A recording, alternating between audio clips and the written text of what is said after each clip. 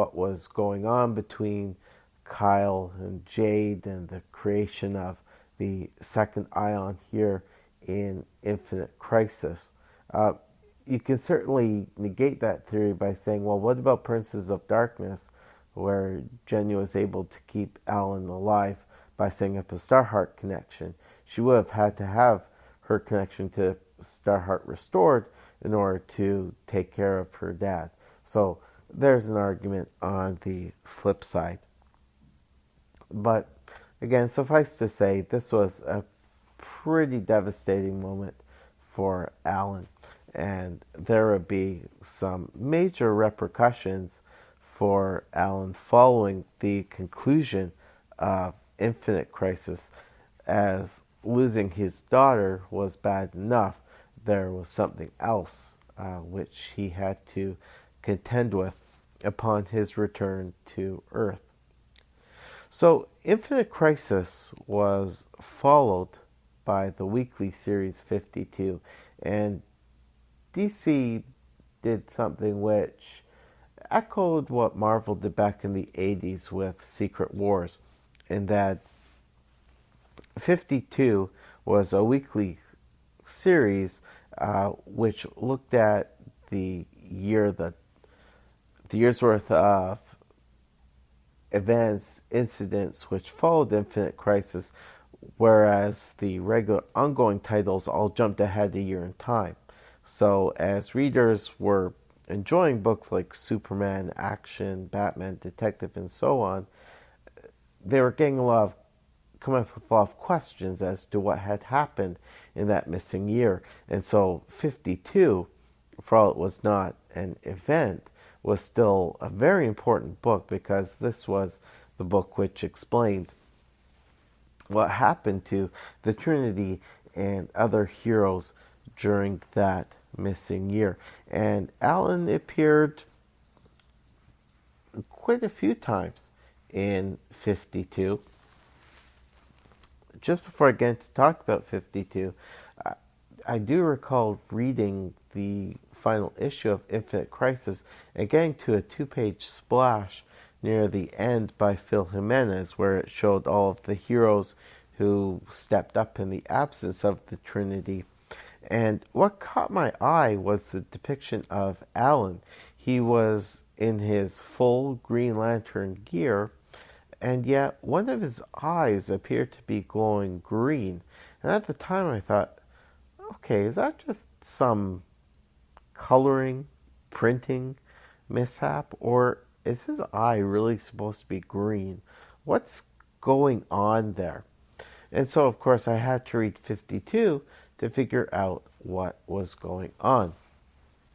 As it turned out, sometime near the end of Infinite Crisis, Alan did in fact lose his right eye. And in the pages of 52, he could be seen wearing an eye patch underneath his purple mask. And it took a few issues before readers got an explanation that in the final issue of Infinite Crisis, there was this giant flash of light in space. And in the last pages, it was explained that the number of heroes were considered or identified as missing in action, whereas other heroes would be seen coming back to Earth. And in the 52 series, it was shown that they had experienced some pretty consequential physical consequences of being exposed to that light.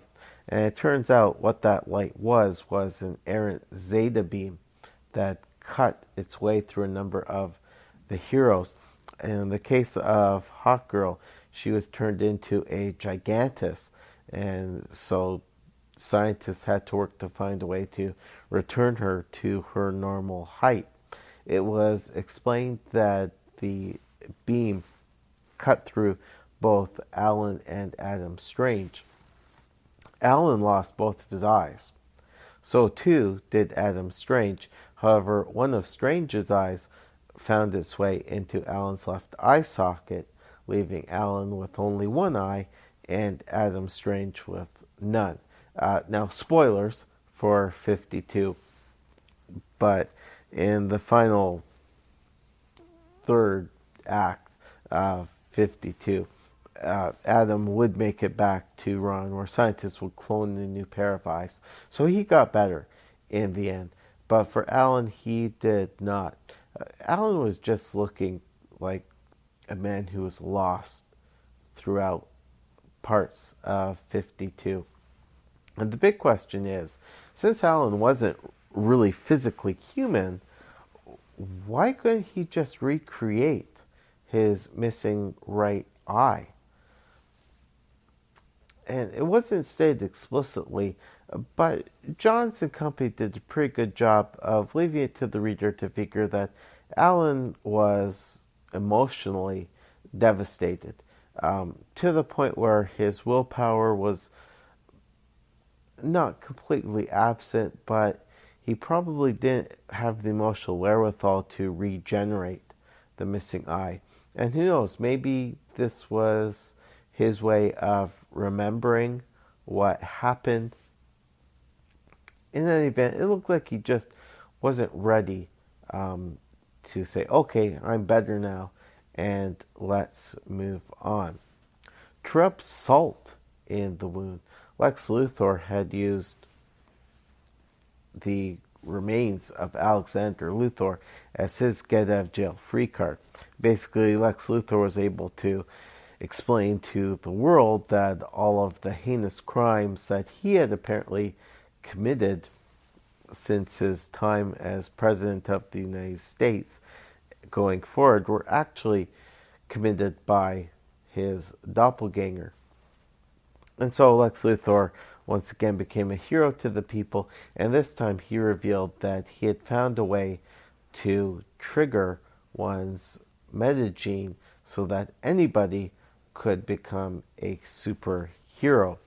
And what Luthor did was he took that one step further and he created his own superhero team, and he bought, presumably from the Pemberton estate, the right to use the name Infinity Inc. And he paraded his new team literally through the streets, and Alan was saddened, and his recently rehabilitated son Obsidian was infuriated to learn that one of the members of this new Infinity Inc. team was calling herself Jade. She was wearing a costume that was similar to Jade's original costume, and she had powers mimicking those of Alan's daughter, Todd's sister. And so Obsidian nearly got himself put back into protective custody by crashing the parade, but Alan was there to stop Todd and to say, look, this isn't going to help. We have to find out what's going on. And right now, Luthor has done this perfectly legally, so we've got to be careful. But call that the trifecta of awful stuff to happen to Alan, to lose his daughter, to lose an eye, and then to see some young woman taking his daughter's costumed identity. It was also shown during 52 that the JSA was beginning to come apart. The different members were looking at going their different ways. Clearly, this crisis had had affected a personal toll on a number of characters in the hero community. It certainly didn't mean that everybody was not going to continue their friendships with one another, but, well, during the whole 1 year later time, Jeff Johns was off the JSA book. And so fans had a sense that 52 would explain that this JSA was going to come to an end, and hopefully New Justice Society would be formed after 52 and 1 year later wrapped up. One of the highlights of the 52 weekly event was the World War III story arc in which an enraged Black Adam, who had tried going the hero route, uh, but then felt completely betrayed after the death of his wife Isis, went on a rampage and ended up going to war with pretty well every country in the world. Alan stepped up at this time and became, I wouldn't say a general, but he was certainly one of the rallying figures in this short-lived war. And indeed, World War III was the kick in the pants which Alan needed to get him carrying on with his life, realizing that he still had a lot of work to do on Earth. But his decision was to leave the JSA and to take Michael Holt with him and to become members of the new Checkmate. And this would be an organization that was one with benevolent intentions. And so, as part of the whole 1 year later initiative in DC, there was the new Checkmate comic in which Alan was seen out of the Green Lantern costume. He had taken on the position of the White King within Checkmate, and he was seen sporting that black eye patch. Now, I mentioned a couple of minutes ago that Volume 1 of JSA was coming to an end. In interviews, Jeff Johns stated that he was quite busy with other things. Certainly, his role within DC was growing at this point, and as the architect of Infinite Crisis, he also had to play a part now in overseeing what was going on within the DC universe, making sure that things were lining up, that there was a strong feeling of continuity. He was still very busy with his work on the Green Lantern title, and so he stated that that's why he was taking time away from JSA.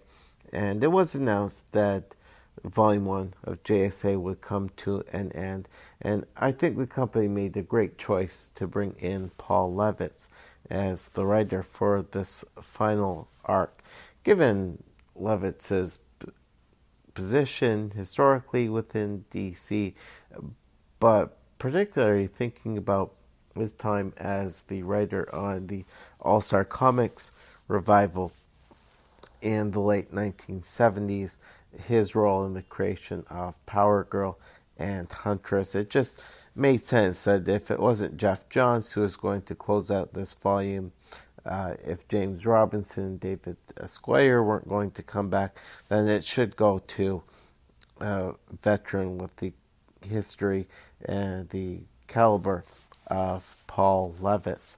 And so this storyline, which was set in the 1 year later period, showed the end of the JSA, and they were going up once again against a long-term foe, this time the Gentleman Ghost, who wanted to see to it that the JSA died and that he would be resurrected in the end. And here in this final arc, we got some explanation as to where Alan got his glowing green eye from. At one point in the story arc, Alan was beaten down pretty bad. One of those times where, because he held so tightly to his sense of humanity, he actually felt weakened. And so in his bedridden state, he was visited by the spirit of his daughter Jenny, who imbued part of her soul, her being, into Alan. And this was what resulted in the glowing green orb where his right eye should be. Turns out that his daughter had given him the ability to see to different planes of reality